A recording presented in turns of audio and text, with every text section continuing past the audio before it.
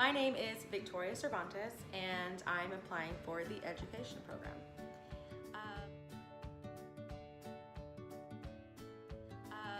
The reason why I decided to become a teacher. I graduated high school in 2009, and I became a music major at Angelo State University. I've always been in choir. I was a voice major. I got a scholarship, and of course my family pushed that, so that was something that was like, you have to do that. You have this talent, you go out and you got to study music. And I mean, I loved it. I come from a family of teachers. All my aunts are teachers. My mom was a TA while I was in school, and my cousins have now graduated, they're all teachers. So I wanted to be different, and I wanted to be a music major. So I had a different talent, so I wanted to go and do that. And when I came back from Angelo State, because I had a hard time my freshman year, I took a job as a dental assistant, and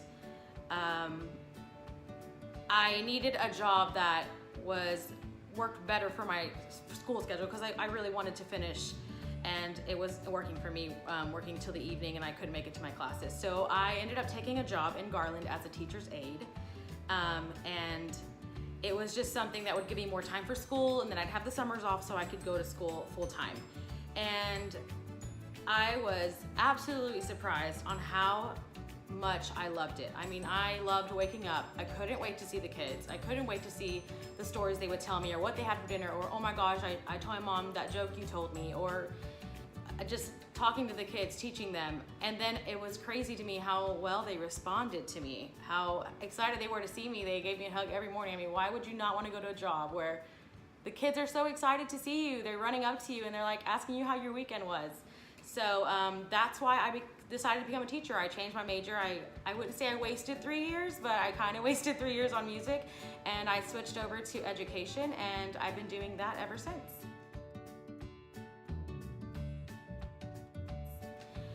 My biggest challenge that I think I'll face as a teacher is I'm just afraid that I wouldn't be able to reach all of my kids, and especially those that struggle, my at-risk kids.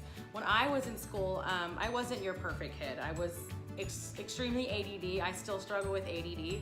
I was all over the place, and I can't remember the teachers that, like positive teachers that worked well with me.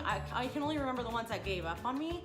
Like I can remember in 5th grade being put in the corner, and because she just couldn't deal with me, she had to teach the rest of the class, and she just couldn't figure out how I was learning. So that was my math teacher, and till this day I still struggle with math. I have to try a lot harder. So I think I want to reach all of them. I want to learn how each one learns, and I just want to reach all the kids.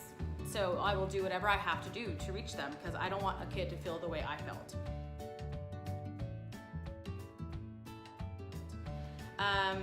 My biggest strengths, for sure, my personality.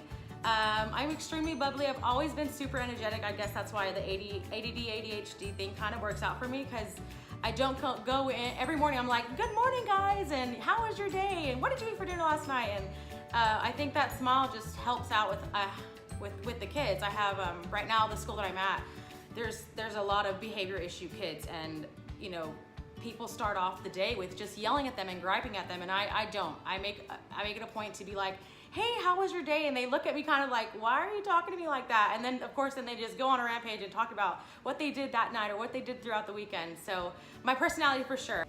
My second strength would have to be my emotional background. As a kid and growing up as a teenager, I struggled a lot to process my emotions. My emotions were erratic, and I couldn't focus on anything else, especially in the classroom, because at that moment my life was over, or they were just very, very intense. And my experience in the classroom is I see a lot of kids they struggle with processing their emotions and understanding that, okay, like, I understand you're mad, but you can't really throw a pencil or stuff like that. And I've seen people approaching it so wrong, like just yelling at them, or just not treating them like they're human beings, like they have emotions, and not understanding where they're coming from. And I think that because of what I've gone through, I can have a student feel heard and feel understood. And as soon as I do that, they can refocus on the material that we're teaching them. I think, and then as well, my third strength would have to be me being a TA for 5 years. I've learned so much being at Texas A&M Commerce. I was really excited when I transferred from my local community college. I've learned so much in the classroom, but it was such a great experience to be able to have a night class and learn about the stuff in the classroom, and then the next day I was able to apply it with my students. So it was like I learned it and I was able to practice it, versus waiting, you know, usually people wait a couple of years before they can actually remember everything they've ever learned and applying it in the classroom. So I think my third strength would definitely have to be my experience being able to be in that classroom with those kids. I think the way that I could encourage kids to be lifelong learners, to continue like learning, I definitely in the classroom I'd help find what they love. So I guess a lot of kids right now are really into gaming, and I don't think they realize that they can actually study that in college. Like they can actually design a game, and maybe one day some kid's gonna be sitting in the living room playing the game that you designed, or art or whatever. Just finding what they love and focusing on that, and letting them know that they can continue their education. You can go to college, you can do this, even if it's something that you love. School doesn't have to be boring. Continuing education does not have to be boring. And then of course, by being an example myself, you know, I'm still in school, so with the kids that I'm in with now, you know, they're always asking me, how was college? Because they know what days I have class, or did you finish your homework, miss? You know, so they know that I'm continuing my education, as they think that I'm old, but as old as I am. And even when I am a teacher, going, whether it be graduate school or professional development, I'm always gonna continue learning, and I will always encourage my kids to continue learning. Even after school, let's get into extracurricular activities. You know, your schooling doesn't have to stop at 3 o'clock. It can continue after school in different programs.